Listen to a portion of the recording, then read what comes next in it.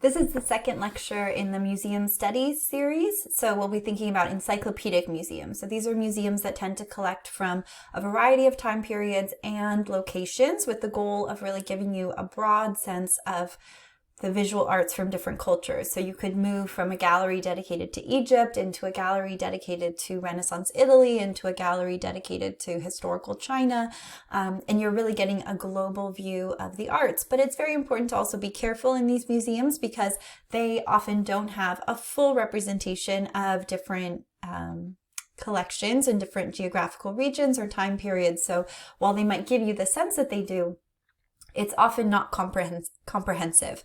Two of the most famous encyclopedic museums are the British Museum in London and the Met Museum or Metropolitan Museum of Art in New York. And so you see the British Museum on the left and the Metropolitan Museum on the right. And so we'll look at those museums in some detail, and then we'll also look quickly at a few other encyclopedic museums.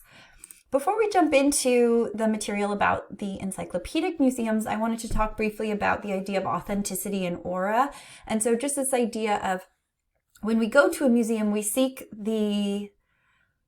have the goal of seeing an authentic work of art, a real work of art from a particular time period. And so I just wanted to have you think about what is the significance of seeing that authentic work of art versus a copy or a replica or an imitation, and what is the aura that the artwork has. So there's this idea that the authentic work of art kind of has a special aura that is connected to it. And so there's a lot of scholarship written about the idea of the aura.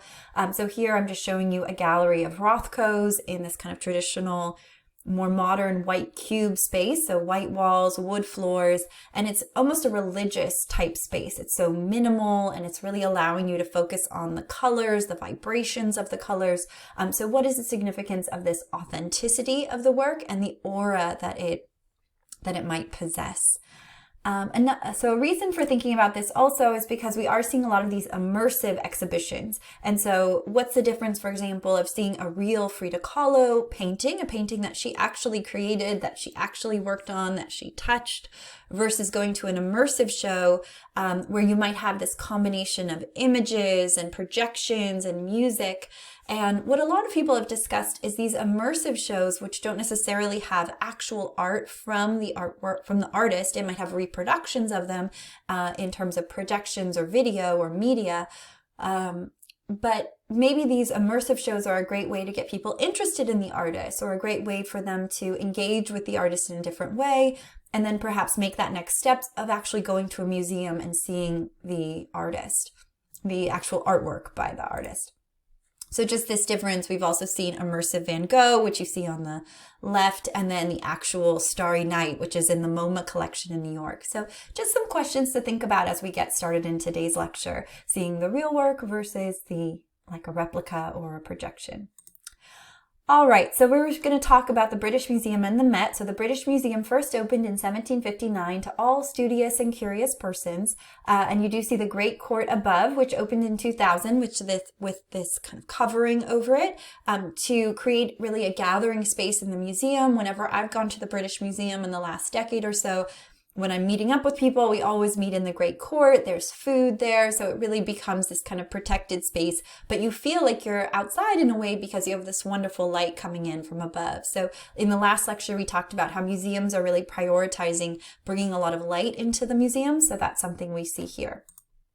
The Metropolitan Museum first opened in 1870 in Midtown and then moved to its current location a decade later. However, the structure that you see today definitely did not take form until later on, which we'll talk about later in the lecture. So just looking at a few of the images from the last lecture. So kind of the importance of the stairs in the Met. We were comparing that to the new Orange County Museum of Art, which has tried to create a gathering space using the stairs and using the Met Museum and also the Spanish Steps in Rome as inspiration. And then just this idea that across cities in the United States, this kind of neoclassical style architecture, this idea of temples of culture have become very important. And so you see this style in a lot of cities. So Boston, Philadelphia, Cleveland, San Francisco, these are some of the cities where you might encounter, or where you do encounter, encyclopedic style museums that are dedicated to many different eras and areas and geographic regions. All right, so today's lecture is about encyclopedic collections. Last lecture, we were talking about Kunstkammers, Wunderkammers, the studioli, the idea that individuals who were wealthy, who were well educated, could have their own collection spaces. However, these spaces often included both visual art and sculpture, or visual art meaning painting and sculpture and decorative arts or art objects, and then also things like the objects from the natural world, fossils, shells, and other types of specimens that you might encounter in these collections. So this idea of a cabinet of wonders, I think, is a wonderful way to put it. Here is another view that you see, the Della Storia Naturale from Naples, 1599. So right on the turn to the from the 16th into the 17th century, there becomes this real interest in how do we create these early mini museums. And then these little cabinets that you might encounter. You might see these at museums that collect Italian Renaissance or Renaissance art from other areas as well. But these really beautiful inlaid cabinets with little tiny drawers and secret cabinets where you could store valuable materials. In the last lecture, we also talked about the Louvre in detail. So the Louvre is the most popular museum in the world. This is the museum that has the highest number of visitors. However, the Met Museum and the British Museum are also very much up there. They get a lot of visitors as well. So we talked about how do you manage those crowds? How do you change the design? Obviously, there was the addition of the pyramid, which was very controversial, but has helped with kind of crowd management and entering into this structure, because remember, it was a palace. It was not designed to host 10 million visitors a year who are traipsing through, who are taking their photographs, who are trying to get their material for social media, or maybe they're art historians or some people that are very interested in art and they want to see what they're going to see in their few days in Paris. And then obviously for those who live in Paris, this is something of a resources for them as well. So we talked about the overall structure, how it changed and developed over time, how you can still go and see some of the early castle fortress-like structures that are underneath or in the kind of foundation area of the building. And then how it became a more public place after the French Revolution, how it became a place where the public could come and gather and to come see the royal collections that were previously owned by the ruler.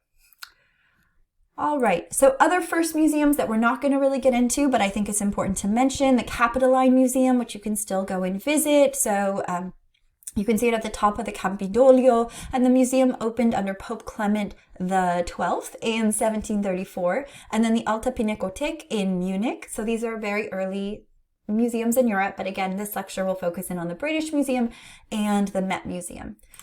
So what are some of the things that encouraged encyclopedic collections? So the Grand Tour was a big part of it. So in the 18th century and into the 19th century, if you were from kind of the upper classes or the wealthier classes of especially British culture, British aristocracy, you would often travel around the continent because you were off in your island in the British Isles, and you would go to the continent and you would see, you especially would go to Rome, you go to Venice, you see the artwork that is so renowned, so well studied. And so it became important to go and spend months, years traveling around, and then you come back with paintings and sculptures, and there were kind of key objects that you were expected to return with on this particular Grand Tour adventure. And so this is an early starting point for some of this desire for encyclopedic museums. We also have the first encyclopedia. So Diderot created this first version of the encyclopedia, this idea of how do we study so many different kinds of, so much material, right? So we think about how important things like Wikipedia have become. But before the internet existed, before Wikipedia, we had actual encyclopedias, things like the World Book. And so if we had questions about topics that sprung to mind, so things about biology or history or mathematics, historical figures, we could go to these encyclopedias, and this was our source of information. And before that, before Diderot, we didn't have this. And so the idea that knowledge was very exclusive, it was hard to access, the encyclopedia is making it more accessible to more people. And so I really think of the British Museum of coming out of this idea of the Enlightenment, but also the Grand Tour and also colonial traditions or colonization. So those elements, I think, all work in helping to create this British Museum. So as I mentioned, it first opened in 1759 to all studious and curious people or persons. And so this idea of more people are gaining access to knowledge. You have the Enlightenment. So more people are gaining access to information. You have the encyclopedias that are allowing people to study all different types of topics. But you also have this move towards colonialism. And so, for example, Great Britain is going into different areas and expanding the reach of their empire, which will grow and grow and grow during the 18th and 19th centuries and into the 20th century. So this idea of bringing back those treasures from the colonies to the capital, to London. And so this will become an important part of that tradition. And of course, it is designed as this temple to culture. It does look very much like a Greco-Roman temple. You have Ionic fluted columns along the exterior. You have a decorated pediment. You also have the flag, of course. So this idea of connecting it to glorifying the capital, glorifying the culture in London, but reflecting on how they have this control of other territories, but also how they're sharing knowledge with the people of London. So here's a quote just kind of recounting some of the history of the British Museum. So the first national public museum of the world, the British Museum, was founded in 1753 and opened its doors in 59. It was the first national museum to cover all fields of human knowledge, open to visitors from across the world. Enlightenment ideals and values, critical scrutiny of all assumptions, open debate, scientific research, progress, and tolerance have marked the museum since its foundation.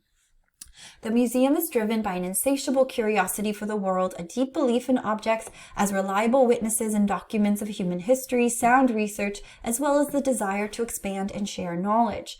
And then in the background, I just have a view where they're bringing the tomb, the delivery of the tomb into the museum very early on.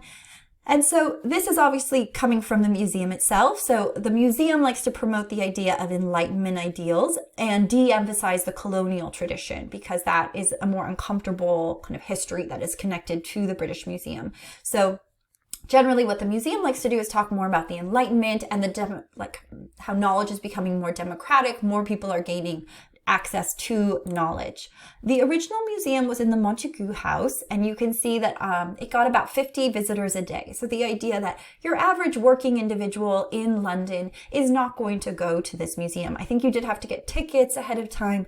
So it's probably those who are more educated, who had more leisure time, who had perhaps had been on the Grand Tour. Those are the individuals who are going to come and appreciate this particular museum. You can see that it also was reminiscent of those kind of Kunstkammers or Wunderkammers, because it did include different specimens. You have this zoological gallery around 1845. And if we think about the individual who's connected to the founding of the museum, Sir Hans Sloane, who was physician and president of the Royal Society, he amassed a huge collection of more than 80,000 natural and artificial rarities, with a vast library of over 40,000 books and manuscripts and 32,000 coins and medals. So if we think about Hans Sloane's collection, it really is reminiscent of those Wunderkammers, the idea of lots of different types of material, just showing yourself as a learned individual. Just a couple of other views early on and then today. This is the Xanthian room, showing archaeological remains from the area of modern-day Turkey. And this is the Egyptian room. Here you can see visitors from 1847 and then a coffin from the collection today. And then here I'm just showing you the building of the museum in the actual museum where it stands today. So the construction of the West Wing, and this was in the early 19th century.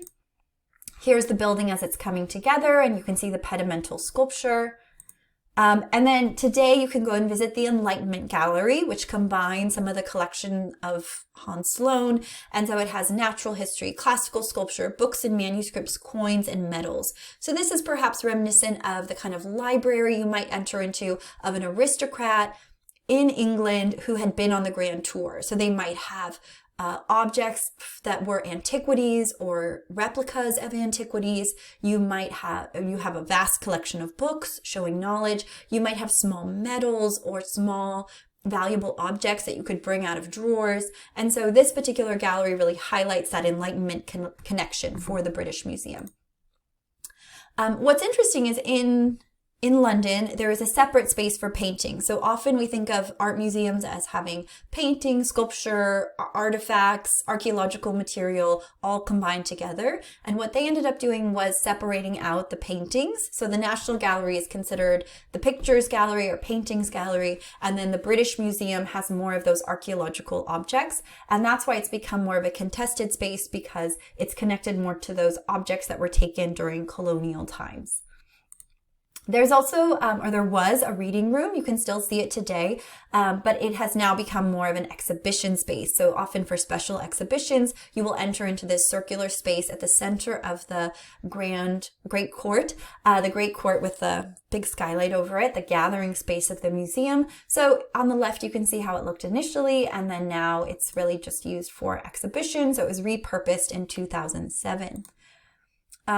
During the bombing of London during World War II, there were a lot of the museums were damaged, and so this was something that the museums needed to grapple with, and also to try to make sure most of their, or as best they could, to keep their objects in safe locations so that they wouldn't get damaged during the bombing. But obviously the structures were damaged.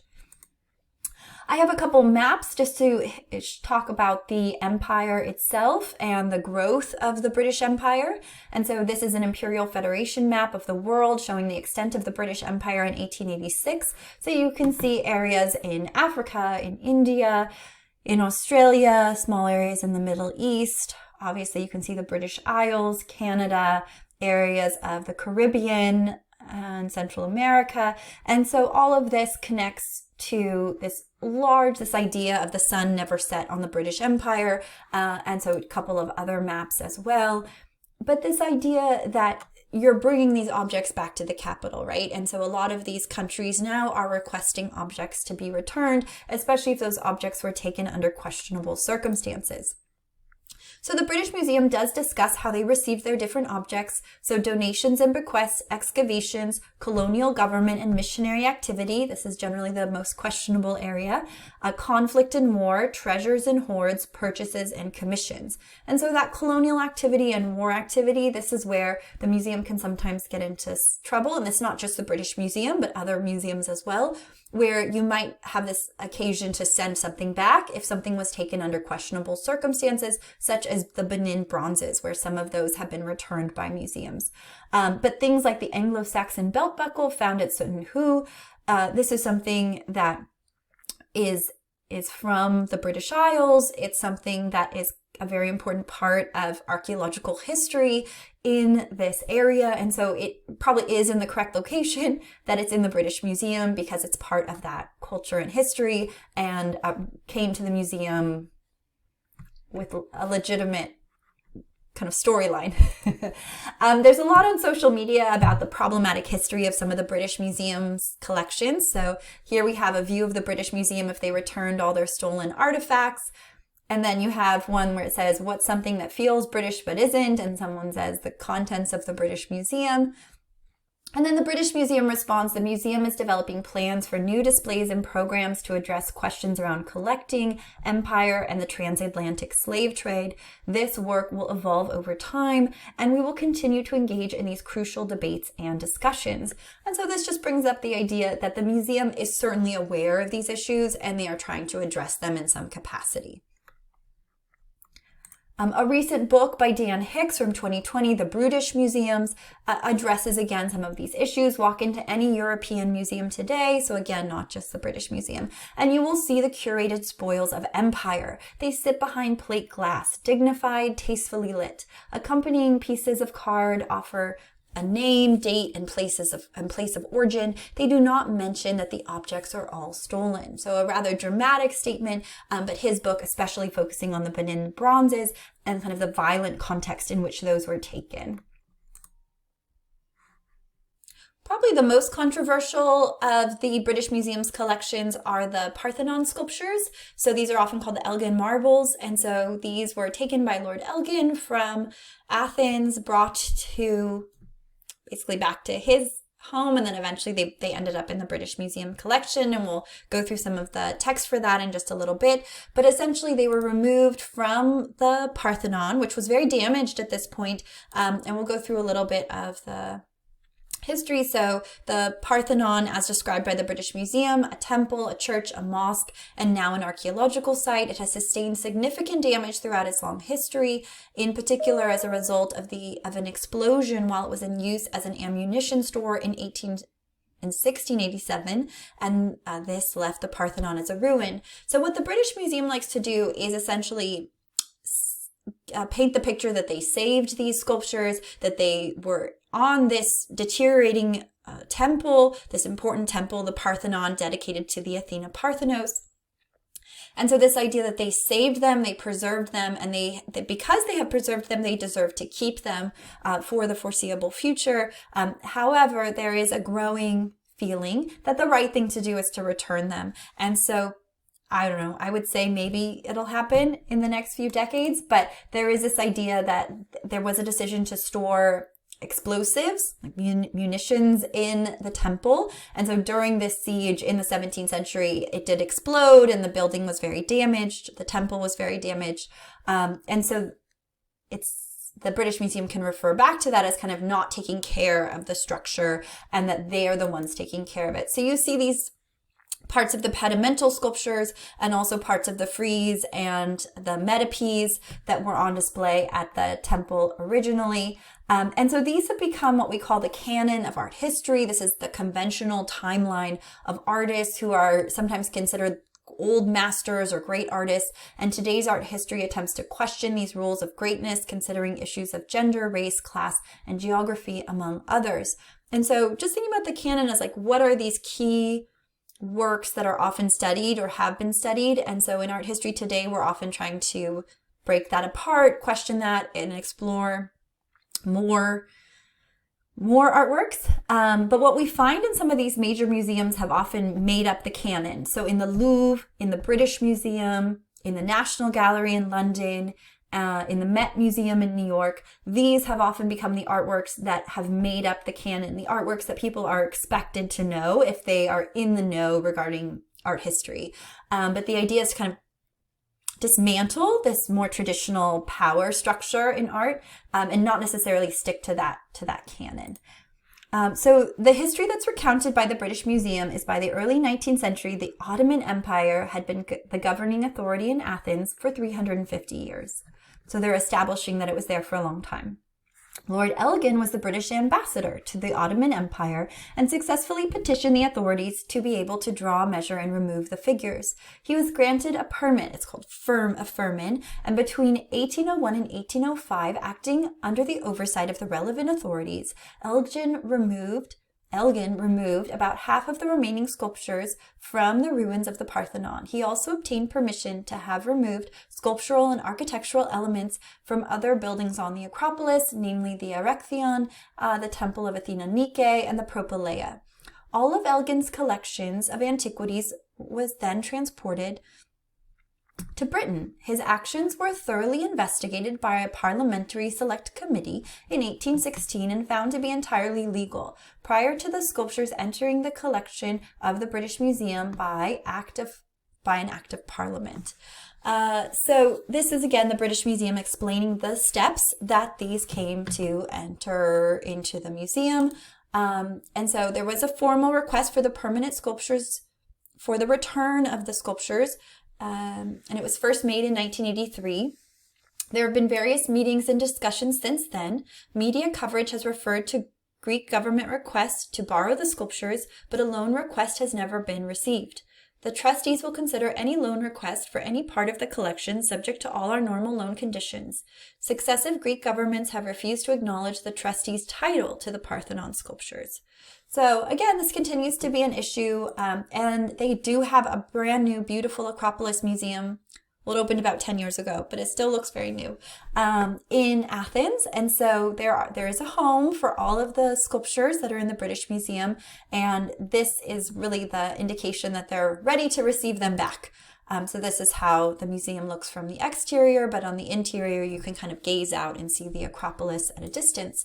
And here you can just see the massive amount of space that would be dedicated to give you a sense of kind of viewing the Parthenon and seeing all the sculptures in order around what's imagined to be the temple space.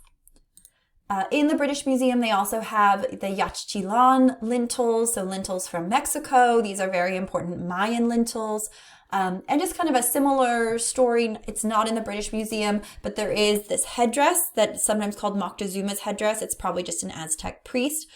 But this is in a museum in Vienna. It's not at the British Museum, but in Vienna, they always say we're not going to send it back to Mexico because it was a gift. It was a gift to Charles V.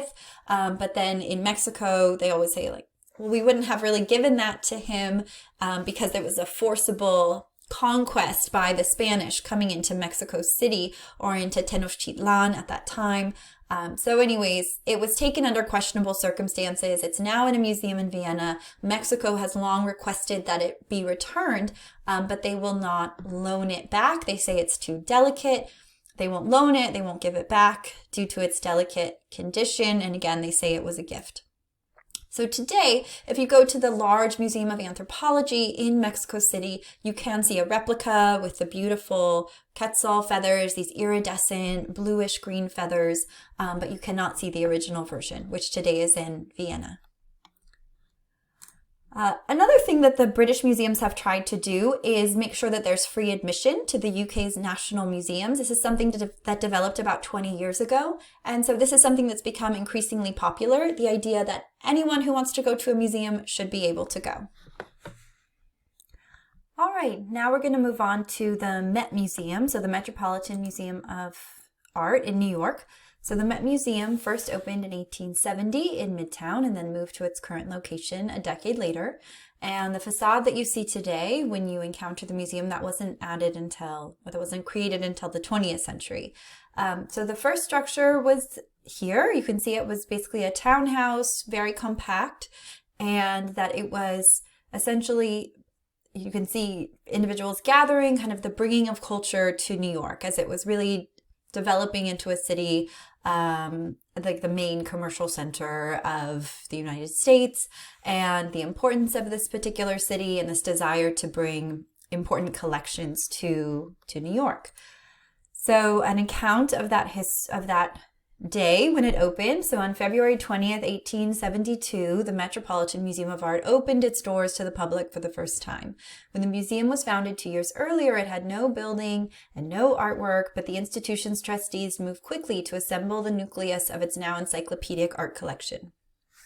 Notably through the acquisition of a group of 174 old master paintings that became known as the Purchase of 1871. So when we talk about old master, remember we were talking about that with the canon of art history, these artists that are generally thought of as the big names of art. So people like Van Gogh, Michelangelo, Canaletto, like these names that you see a lot in these encyclopedic museums, especially if they tend to collect paintings. So here you can see a wood engraving of the museum's opening reception that was published in Frank Leslie's Weekly in March of 1872. And the museum president, John Taylor Johnston, has a great account of the museum's reception. So they say, we had a fine turnout of ladies and gentlemen, and all were highly pleased. The pictures looked splendid, and compliments were so plenty and strong that I was afraid the mouths of the trustees would become chronically and permanently fixed in a broad grin. We may now consider that the museum fairly launched and under favorable auspices. We have something to point to as the museum, something tangible, something good.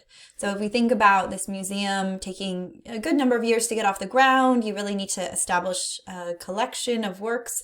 And so it took them a couple of years, and then they were able to open. And obviously that was very rewarding. Part of that purchase of 1871, so if you do a search of the museum collection, you see anything purchased in 1871, you can usually assign it to this particularly important purchase. And so things like a Dutch landscape or a Tiepolo from Italy, these were considered important names that should be a part of a paintings collection at this time. Again, these are the kind of things that if you're doing that grand tour or if you're traveling through Europe, these are kind of those anchor works that you were expected to have in the 19th century. Obviously, things have changed now. So the kinds of things museums want in the 21st century are very different from what museums might collect in the 19th century. But these were considered some of the old master names, the more traditional works that that museums should have. And at this point, having a collection often meant having a lot of European art. And so this is where a lot of the purchase were artworks that were European artists, created by European artists. So this was the next stop of the Metropolitan Museum of Art, but eventually they got their spot in Central Park. And so this was important because they actually got a spot in the park, which was hard to accomplish. And so there was this idea of in the 19th century, they created the idea of the grid plan in New York City, in Manhattan, and then they imposed the park over that to make sure there was enough green space in the city. And so what was exciting is the museum got a spot in the green space. This particular building from 1880 was not very beloved. It was kind of this unusual neo-Gothic in some ways, kind of these unusual arches with alternating voussoirs. The facade is very ill-defined. So it wasn't a beloved structure, but eventually it would be embedded into the museum. So you'll see how that all works out. So here you can, as you go through the museum, if you go up to the drawings, I think it is, but if you go upstairs, you can see little bits and pieces of these arches that are just peeking out in the museum. And they also have tours that will talk about the older structures or kind of how the building was added onto. So if you do go to the Met, you can enjoy those tours. So then you can see it's growing. They're further defining the facade. They're making sure that it's clear where you enter. It's becoming a much grander structure, reflecting the growing importance of New York, its growing importance in the art world. By the 20th century, and especially by the mid-20th century, New York will become the art capital of the United States, and by some standards, of course, the world. And so having this as an anchor collection, an encyclopedic anchor collection, is really important. If you go to the European Sculpture Court in the Met today, you can again see these kind of bits of the previous museum, how it grew over time. The Met also has a great video that can guide you through the expansion of the museum. And so what most people consider to be the Met today, the architecture that springs to mind, was designed by Richard Morris Hunt's, his Fifth Avenue building, originally having a narrow staircase, but eventually becoming much broader. And Hunt's Great Hall at the Met was generally thought of as really a masterpiece. Here, it's bringing everything together. It allows you to walk along, get your ticket, get your information, and it really draws your eye to these different sections of the museum. You can kind of peek and see the Asian collection, Near Eastern. You can peek up the stairs and see the European paintings.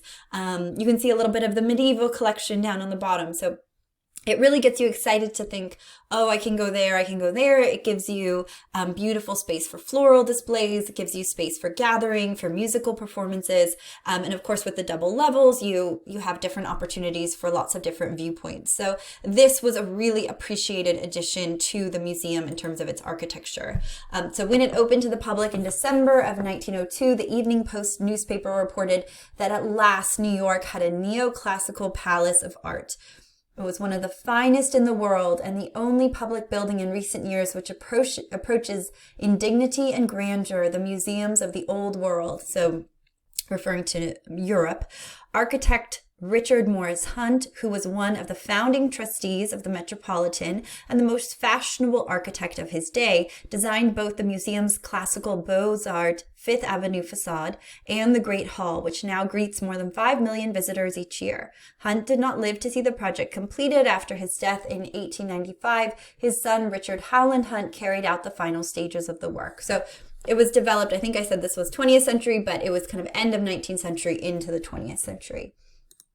And as I said, they do have these beautiful floral displays. I think they have an endowment at the Met change these out very regularly. So next time you go, be sure to also appreciate the floral displays. If you see an aerial view of the Met, you also get that sense of the complexity of how it was added onto different sections. And again, there is a great video that can guide you through this. There was a recent exhibition about the making of the Met from 1870 to 2020.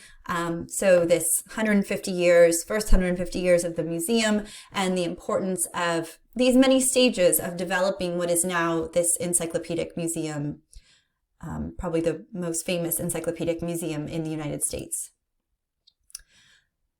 This is just a variety of artworks from the Met, so things like Tiffany vases, musical instruments, vermeers, armor, Japanese armor, classical Greek sculptures, Sargent portraits, Samonoguchi sculptures. So all these things demonstrate the different directions that the Met collection can go in as an encyclopedic collection. This idea that you can go into the museum and explore different cultures and different types of artwork all in one place. So according to the Met, it is the 20th century that has seen the museum's rise to the position of one of the world's greatest art centers. Some highlights: a work by Renoir entered the museum as early as 1907. And now it's a great center of Impressionist study. So in 1910, you have art by Matisse. By 1979, the museum owned 5 of the fewer 40 known Vermeers. The Department of Greek and Roman Art oversees thousands of objects. And then you have the American wing, great collection of Egyptian art and Islamic art, and with 17 curatorial departments. So really, it is quite a comprehensive museum, but people still will go into the Met and definitely see areas that could grow or need improvement or need more attention, because it does bill itself as an encyclopedic museum. So here are some of those Vermeers that they are so proud of. And the museum has been through a lot of transformations. For example, what's now the Greek and Roman court was a restaurant many decades ago. And so it's gone through these different transformations. The medieval section of the museum includes a choir screen from the Cathedral of Valladolid in Spain, which is 18th century. But this idea of how do you activate these spaces, in this case, to really recreate a church-like space, to really create an environment for these primarily Christian sculptures that you encounter in this section of the museum. The museum has also created a lot of traditions. So for example, they create a Neapolitan Baroque creche. So this idea that you can go and see a Christmas tree in the context of this medieval court. So these different spaces that can really recreate a trip to Europe or a visit to a European space. The Reitzman rooms also accomplish this goal to a certain extent. This idea that maybe you can't travel to Europe, especially decades ago, this was much more rare. So how can we bring Europe to you, or bring a different culture to you, and you enter into that space? And now they're trying to kind of activate the spaces in a different way, sometimes putting costume or different tapestries in them, or other types of more contemporary installations. There's also a whole section of the museum for the Robert Lehman collection. So there was a man, Robert Lehman, who bequeathed 2,600 works to the Met, but they always needed to be within their own space. So there's essentially this wing for the Robert Lehman collection. It's kind of run as its own museum within the museum. So it's just interesting to see how these different sections of the museum developed. And the Lehman collection is very similar in terms of the type of art collected, in some ways, to the Frick collection, which we'll talk about in a later lecture. So if just going back, this idea of like Renaissance paintings, lots of early modern European paintings, portraits, religious works, that type of thing. The American wing incorporates a whole work of architecture into it. There is the very famous Astor Chinese garden at the Met, which invites you into this very quiet, contemplative space. Kind of inviting you into a particular garden. To go back to the architecture from the American wing, you can see what the building looked like when it was installed and then was eventually encased. This is how it looked, the Manhattan Trust Company and the United States Assay Office from the 1990s. So you can see this is the building that eventually became part of the Met. That's this building here. So there's a lot of this idea of inviting you into these different spaces. So the Frank Lloyd Wright room is a favorite of visitors to the Met Museum. That's a room that a lot of people feel like they must go to. It was from a home in Minnesota, and so just from the early 20th century. So this idea of seeing a Frank Lloyd Wright room with all the furniture and the whole architectural package all together, again, really invites this learning about American architecture. Here's that open storage that I've shown before. So this idea of allowing visitors to see so many artworks that aren't on formal display, but it's really a study collection. So you can go and see what's available. They have modern art galleries, and this is something that is a little controversial at the Met sometimes, because you have MoMA, you have the Guggenheim, you have a lot of modern collections. You have the Whitney in New York, and so you have other institutions that are very strong in modern and contemporary. But the Met has an important collection as well, and so they have a section dedicated to their modern works. And then, of course, you also have musical instruments and arms and armor, so all these different areas that have developed. Very famously, you have the Temple of Dendor. The temple was a victim of floodwaters and can be seen in early photographs. Here, the temple was awarded to the Met in 1967 by Lyndon B. Johnson. And then there are some controversies associated with donors, that type of thing. In this particular case, the Met has had to remove the Sackler name due to ties to the opioid epidemic. So this is something museums have to be aware of too, in terms of donations, naming rights, those types of things. And that's been kind of a recent concern that's come up, not just at the Met, but at other museums as well. There's also a section named for Michael Rockefeller, and so it was named after Nelson Rockefeller's son, and he was the collector of many objects from the Papua province in Western New Guinea, and these are now on display at the museum. And initially, there was a museum of primitive art that was open to the public in 1957 in a townhouse on West 54th Street. However, eventually this was transferred to the Met. And so we do see this in a number of occasions where collections are transferred to the Met. This happened with the Costume Institute as well. This idea that all those historical costumes and fashions were also transferred to the Met. We're also seeing some transformations at the Met. So the Oceanic galleries, the gallery that we see here, the Michael Rockefeller wing, this will be really brightened up and again, inviting light in, which is really a trend, as I mentioned. So these dark galleries that were connected to the arts of Africa and also the arts of the Americas, they almost had this dark cave-like environment. And so there has been a goal to really brighten them up and bring clarity to these sections so that they're not these kind of darkened, not as pleasant galleries. So this idea, bring light into them, allow people to study them in greater clarity, don't make them kind of dark and mysterious and Indiana Jonesy. So just a few images, schematic designs for these proposed gallery schemes, and perhaps they've already opened, but I haven't heard anything about that. And the museum has become much more interested in collecting Latin American art. That was a big gap in their collection. So colonial art, arts of the Americas from the later periods, this is something that they're really working on. So there was a recent gift that really improved their collections. Here you can just see the massive size of the Met. You can view their collections online, or you can view the map online. And then they also have the Met Cloisters, which is still part of the Met. And then they had the Met Breuer for a couple of years where they would display some of their modern art and also some experimental exhibitions that would combine historical and more modern or contemporary works. But now the Breuer is being used by the Frick collection. So the Met is no longer using it. But the Cloisters, the whole idea was really to, again, recreate some of these European style spaces. In this case, taking different cloisters and different architectural designs from different areas of Europe. But there's also beautiful paintings and sculptures there. So you can see that very famous triptych that is here by Comte Campin. So you can see that located there.